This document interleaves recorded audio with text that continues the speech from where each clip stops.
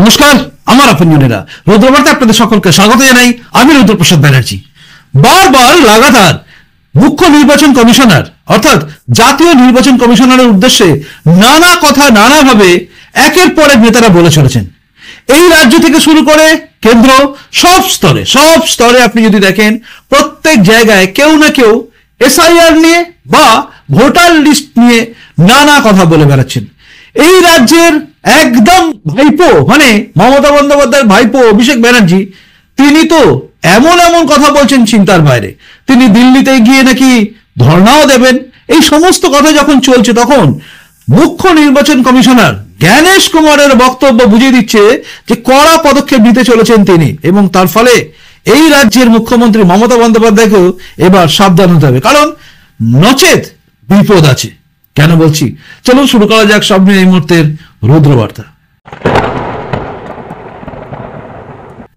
আপনারা জানেন, যত 2026-এর নির্বাচন এগিয়ে আসছে, তত বেশি এই রাজ্যে এসআইআর করতে দেব না, আমাদের উপরে ভোট নিয়ে জালিয়াতি চলছে, এই টাইপের কথায় ভর্তি হয়ে গেছে। মোটামুটি এক কথা বলতে গেলে কেন্দ্র সরকারের বিরুদ্ধে এবং কেন্দ্রীয় যে জাতীয় নির্বাচন কমিশনার আছে তাদের বিরুদ্ধে কার্যত যুদ্ধ ঘোষণা করে দিয়েছে তৃণমূল কংগ্রেস। তবে এই যুদ্ধটা শুধুমাত্র পশ্চিমবঙ্গে হচ্ছে এটা ভাববেন না, কেন্দ্র স্তর মানে একদম জাতীয় স্তরে যদি দেখেন, সেখানেও রাহুল গান্ধী থেকে শুরু করে কংগ্রেস, আরজেডি সবাই মোটামুটি রাস্তায় নেমে পড়েছে। তার কারণ হচ্ছে সবার কাছে একটাই ব্যাপার সামনে আসছে, সেটা হচ্ছে জালি ভোট দিয়ে বিজেপি সরকার গড়েছে।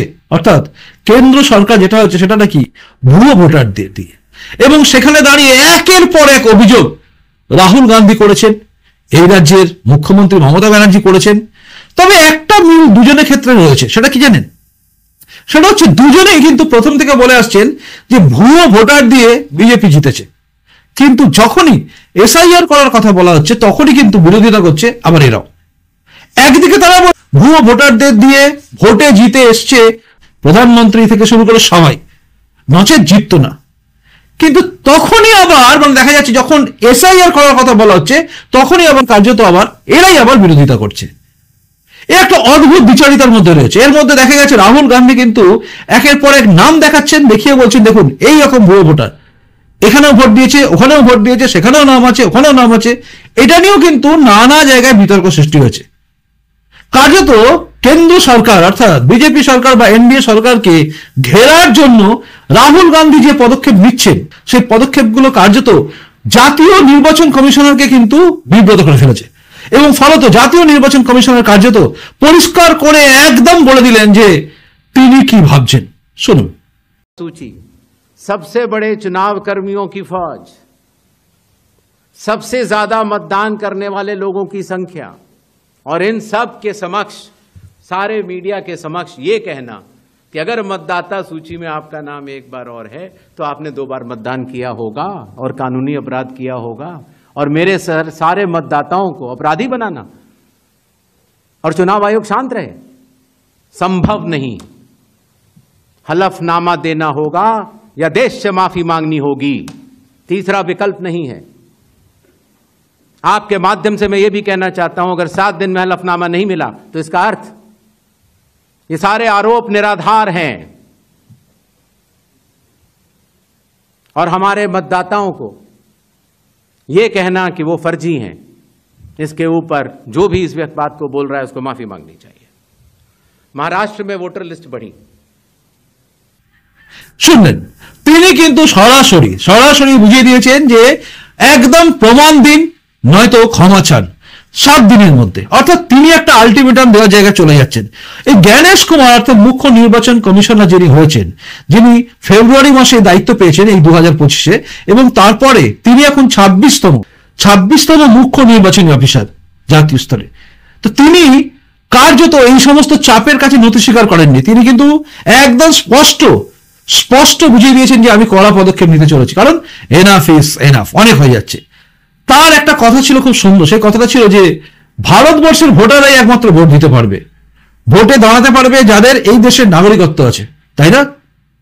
এমনও ব্যক্তি আছে যাদের নাগরিকত্ব অন্য দেশেরও আছে। ইশারা কোন দিকে আপনারা সবাই জানেন। তো এই দেশেতে রাহুল গান্ধী থেকে শুরু করে সবার একটা জায়গা কিন্তু খুব খুব খুব চিন্তা রয়েছে, সেটা হচ্ছে কি করে এখনো পর্যন্ত মোদী সরকার টিকে আছে। প্রথমত মনে রাখবেন 2024-এর নির্বাচনের পরে সবাই বলেছিল কিন্তু ঠেকনা দেওয়া সরকার যখন তখন পড়ে যাবে, বলেছিল তো এ সরকার টিকতে পারে না, এ সরকার গেল বলে এই রাজ্যের মুখ্যমন্ত্রীও বলেছেন। কিন্তু দেখা যাচ্ছে সরকার তো টিকে আছে, উল্টে অন্যান্য রাজ্যগুলো দখল হয়ে যাচ্ছে। দিল্লি দখল, হরিয়ানা দখল, একের পর এক জায়গা দখল হয়ে গেছে। ছত্তিশগড় ভাবেনি তারা দখল হয়ে গেছে। রাজস্থান ভেবেছিল কংগ্রেসের থেকে যাবে, কাঁচকলা দখল হয়ে গেছে। এই যে একের পর এক দখল, মধ্যপ্রদেশে নাকি পাড়া বদলে যাবে, কাঁচকলা মধ্যপ্রদেশ রয়ে গেল। একের পর এক জায়গা, একের পর এক জায়গায় নির্বাচন হচ্ছে, সেখানে বিজেপি ব্যাপক ভোটে জিতছে। মহারাষ্ট্র চিন্তা করুন আপনি। আর তখনই কিন্তু কার্যত রাহুল গান্ধী দিশাহারা হয়ে গেছে। এবং রাহুল গান্ধী যে কাজগুলো করেছে সেটা হচ্ছে কর্ণাটকের একটা বুথের একটা ট্যালি তুলে ধরেছেন, মানে ভোটার লিস্টে, এবং সেটা নিয়ে তিনি কিন্তু চিৎকার করে গেছেন। কার্যত দেখা গেছে এই যে নামটা এদিক ওদিক হয়ে যাওয়া, এটার বিরুদ্ধে কিন্তু হচ্ছে এসআইআর। এখন যে সিস্টেম আছে সেই সিস্টেমে কিন্তু ধরা পড়ে যাচ্ছে। আর এসআইআর হলে ক্ষতি কি? আর এই রাজ্যের মুখ্যমন্ত্রী কেন চেঁচাচ্ছেন, তার পেছনে কারণ কি জানেন? এই রাজ্যের মুখ্যমন্ত্রী এই জন্যই এত বিরোধিতা করছেন, তার পেছনে কারণটা যদি শুনতে হয় তাহলে শুনতে হবে যে রাহুল গান্ধী গতকাল কি বলেছেন, শুনুন। 65 लाख लोगों का वोट काटा है। क्यों? अदानी और अंबानी की मदद करने के लिए कि वो आपका पूरा का पूरा धन आपसे चोरी करें।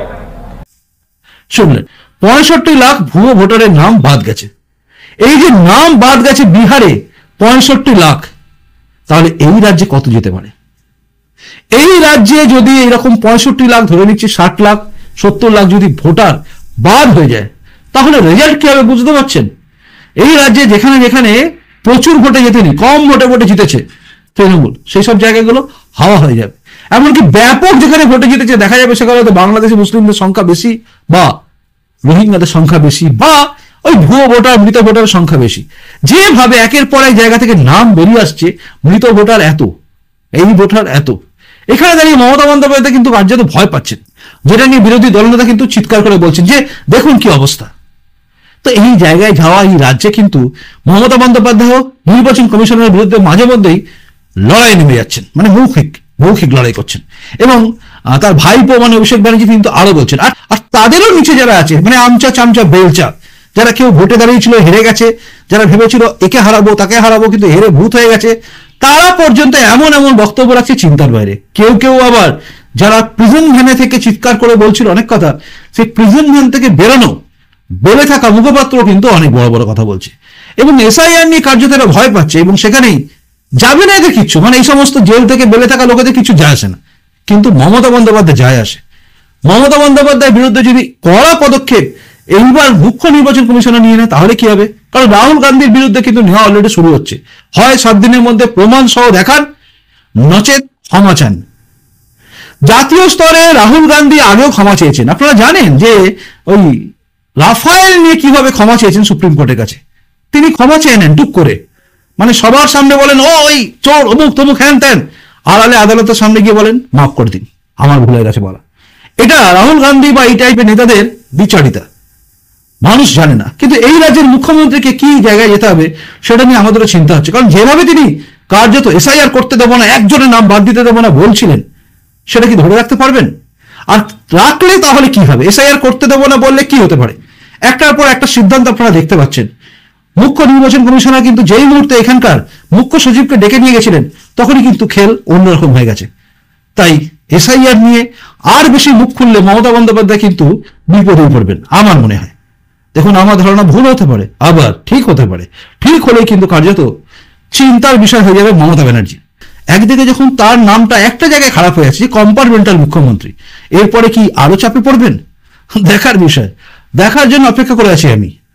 আপনি নিশ্চয়ই অপেক্ষা করে আছেন, কারণ আমরা সবাই চাই এসআইআর হোক, ভুয়ো ভোটারদের নাম বাদ যাক। এই দেশ আমাদের, এই দেশে আমরাই ভোট দেব যারা জীবিত এবং যারা দেশের নাগরিক। মৃত ভোটার এসে ভোট দিয়ে যাবে, বা বাংলাদেশ থেকে এসে, বা রোহিঙ্গা মানে মায়ানমার থেকে আসা অনুপ্রবেশকারীরা এই দেশে এসে, এই রাজ্যে এসে ভোট দিয়ে নির্ধারণ করবে কে আমাদের রাজ্য চালাবে, এটা মানা যায় না, তাই না? কারণ ওপরে যারা আছে তারা এসে ভোট দিলে চিন্তা আমাদের বেড়ে যাবে, আর বাইরের লোকেরা ভোট দিলে দেশের নিরাপত্তা বিঘ্নিত হবে। তাই দুটো নিয়ে আমাদের চিন্তা ভাবনা একই হবে যে এসআইআর হোক। আর মমতা ব্যানার্জি, রাহুল গান্ধীকে দেখে শিক্ষা নেওয়া উচিত। রাফায়েল নিয়ে মমতা ব্যানার্জি চেঁচিয়েছিলেন, গলি গলি মে শোর হ্যায়, চৌকিদার কিয়া হ্যায়, পাশে লোক বলেছিল চোর হ্যায়। আজ সেটা প্রভাবিত হয়নি। তাই সময় এসে গেছে, মমতা ব্যানার্জি দেখে নিন এবং সাবধান হয়ে যান। যাই হোক, এটাই ছিল এখনকার রুদ্রবার্তা। আপনার কি মনে হচ্ছে আপনি জানাবেন। আপনার যদি মনে হয় আমি কত ভুল বলেছি অবশ্যই জানাবেন, আর যদি মনে হয় আমি ঠিক বলেছি এবং উচিত এটাই হওয়া সেটা জানাবেন, এবং তার সাথে সাথে ভিডিওটাকে শেয়ারও করবেন। খুব ভালো থাকুন, দেখা হচ্ছে পরের রুদ্রবার্তাটাই। আসি, নমস্কার, বন্দে মাতরম, ভারত মাতা জয় হোক, জয় হিন্দ।